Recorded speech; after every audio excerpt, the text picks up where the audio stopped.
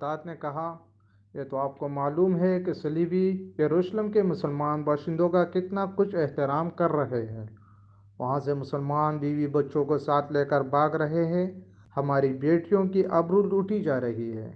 ہمارے قیدیوں کو انہوں نے ابھی تک نہیں چھوڑا۔ مسلمان جانوروں کی سی زندگی بسر کر رہے ہیں۔ کیا ہم ان عیسائیوں سے انتقام نہیں لیں گے؟ انتقام نہیں، سلطان صلاح الدین نے کہا۔ ہم فلسطین لیں گے، مگر فلسطین کے راستے میں ہمارے اپنے حکمران حائل ہے۔ وہ چلتے چلتے رک گیا اور بولا، کفار نے صلیب پر ہاتھ رکھ کر سلطنت اسلامیہ کے خاتمے کا حلف اٹھایا ہے۔ میں نے اپنے اللہ کے حضور کھڑے ہو کر اور ہاتھ اپنے سینے پر رکھ کر قسم کھائی ہے کہ فلسطین ضرور لوں گا اور سلطنت اسلامیہ کی سرحد افق تک لے جاؤں گا۔ مگر میرے رفیقوں، مجھے اپنی تاریخ کا مستقبل کچھ روشن نظر نہیں آتا۔ ایک وقت تھا کہ عیسائی بادشاہ تھے اور ہم جنگجو۔ اب ہمارے بزرگ بادشاہ بنتے جا رہے ہیں اور عیسائی جنگجو۔ دونوں قوموں کا رجحان دیکھ کر میں کہہ رہا ہوں کہ ایک وقت آئے گا جب مسلمان بادشاہ بن جائیں گے، مگر عیسائی ان پر حکومت کریں گے۔ مسلمان اسی میں بدمست رہیں گے کہ ہم بادشاہ ہیں، آزاد ہیں، مگر وہ آزاد نہیں ہوں گے۔ میں فلسطین لے لوں گا، مگر مسلمانوں کا رجحان بتا رہا ہے کہ وہ فلسطین گنوا بیٹھیں گے۔ عیسائیوں کی کھوپڑی بڑی تیز ہے۔ 50,000 سوڈانی لشکر کون پال رہا تھا؟ ہمارے خلافت اپنی آستین میں ناجی نام کا سانپ پالتی رہی ہے۔ میں پہلا امیر مصر ہوں جس نے دیکھا ہے کہ یہ لشکر ہمارے لیے نہ صرف بیکار ہے بلکہ خطرناک بھی ہے۔ اگر ناجی کا خط پکڑا نہ جاتا تو آج ہم سب اس لشکر کے ہاتھوں مارے جا چکے ہوتے یا اس کے قیدی ہوتے۔ اچانک ہلکا سا زناٹا سنائی دیا اور ایک تیر صلاح الدین ایوبی کے دونوں پاؤں کے درمیان ریت میں لگا۔ جدھر سے تیر آیا تھا اس طرف سلطان ایوبی کی پیٹھ تھی۔ سالاروں میں سے بھی کوئی ادھر نہیں دیکھ رہا تھا۔ سب نے بدک کر اس طرف دیکھا جدھر سے تیر آیا تھا۔ ادھر نوکیلی چٹانیں تھیں۔ تینوں سالار اور صلاح الدین ایوبی دوڑ کر ایک ایسی چٹان کی اوٹ میں ہو گئے جو دیوار کی طرح عمودی تھی۔ انہیں توقع تھی کہ اور بھی تیر آئیں گے۔ تیروں کے سامنے میدان میں کھڑے رہنا کوئی بہادری نہیں تھی۔ شداد نے منہ میں انگلیاں رکھ کر زور سے سیٹی بجائی۔ محافظ دستہ پاوے رکاب تھا۔ ان کے گھوڑوں کے سر پر ٹاپو سنائی دیے۔ ان کے ساتھ ہی تینوں سالار اس طرف دوڑ پڑے جس طرف سے تیر آیا تھا۔ وہ بکھر کر چٹانوں پر چڑھ گئے۔ چٹانیں زیادہ اونچی نہیں تھی۔ صلاح الدین ایوبی بھی ان کے پیچھے گیا۔ ایک سالار نے اسے دیکھ لیا اور کہا، سلطان آپ سامنے نہ آئے، مگر سلطان ایوبی رکا نہیں۔ محافظ پہنچ گئے۔ سلطان ایوبی نے انہیں کہا، ہمارے گھوڑے یہی چھوڑ دو اور چٹانوں کے پیچھے جاؤ۔ ادھر سے ایک تیر آیا ہے، جو کوئی نظر آئے اسے پکڑ لاؤ۔ سلطان ایوبی چٹان کے اوپر گیا تو اسے اونچی نیچی چٹانیں دور دور تک پھیلی ہوئی نظر آئی۔ وہ اپنے سالاروں کو ساتھ لے پچھلی طرف اتر گیا اور ہر طرف گھوم پھر کر اور چٹانوں پر چڑھ کر دیکھا۔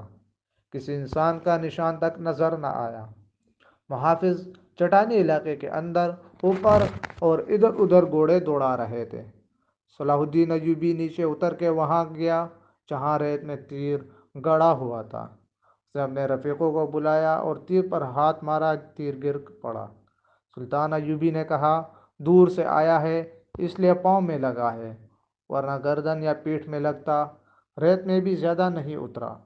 اس نے تیر اٹھا کر دیکھا اور کہا، صلیبیوں کا ہے، حشیشین کا نہیں۔ سلطان کی جان خطرے میں ہے، ایک سالار نے کہا، اور ہمیشہ خطرے میں رہے گی۔ سلطان صلاح الدین ایوبی نے ہنس کر کہا، میں بحیرہ روم میں کفار کی وہ کشتیاں دیکھنے نکلا تھا جو ملاحوں کے بغیر ڈول رہی ہے، مگر میرا عزیز دوستو، کبھی نہ سمجھنا کہ صلیبیوں کی کشتی ڈول رہی ہے۔ وہ پھر آئیں گے، گٹاؤں کی طرح گرجتے آئیں گے اور برسیں گے بھی، لیکن وہ زمین کے نیچے سے اور پیٹھ کے پیچھے سے بھی وار کریں گے۔ ہمیں اب صلیبیوں سے ایسی جنگ لڑنی ہے جو صرف فوجیں نہیں لڑے گی۔ میں جنگی تربیت میں ایک اور اضافہ کر رہا ہوں۔ یہ فن حرب و ضرب کا نیا باب ہے، اسے جاسوسوں کی جنگ کہتے ہیں۔ سلطان صلاح الدین ایوبی تیر ہاتھ میں لیے گھوڑے پر سوار ہو گیا اور اپنے کیمپ کی طرف چل پڑا۔ اس کے سالار بھی گھوڑے پر سوار ہو گئے۔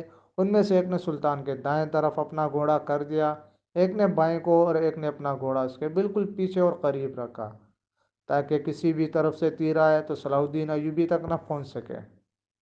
صلاح الدین ایوبی نے اس تیر پر ذرا سی بھی پریشانی کا اظہار نہ کیا جو کسی نے اسے قتل کرنے کے لیے چلایا تھا۔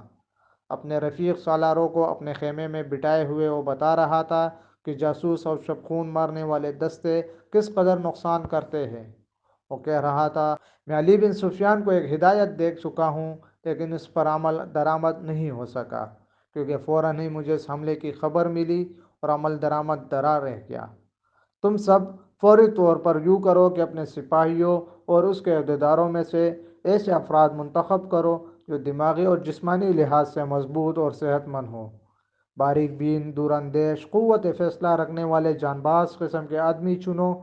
میں نے علی کو ایسے آدمیوں کی جو صفات بتائی تھی وہ سب سن لو، اور میں اونٹ کے مانند زیادہ سے زیادہ دن بھوک اور پیاس برداشت کرنے کی قوت ہو، چیتے کی طرح جھپٹنا جانتے ہو، عقاب کی طرح ان کی نظریں تیز ہوں، خرگوش اور ہرن کی طرح دوڑ سکتے ہو، مسلح دشمن سے ہتھیار کے بغیر بھی لڑ سکے، ان میں شراب اور کسی دوسری نشہ آور چیز کی عادت نہ ہو، کسی لالچ میں نہ آئے، عورت کتنی ہی حسین مل جائے اور زر و جواہرات کے انبار ان کے قدموں میں لگا دیے جائے، وہ نظر اپنے فرض پر رکھے، اپنے دوستوں اور ان کے کمانداروں کو خاص طور پر ذہن نشین کرائے کہ عیسائی بڑی ہی خوبصورت اور جوان لڑکیوں کو جاسوسی کے لیے اور فوجوں میں بے اطمینانی پھیلانے کے لیے اور عسکریوں کو جذبے کے لحاظ سے بیکار کرنے کے لیے استعمال کر رہے ہیں۔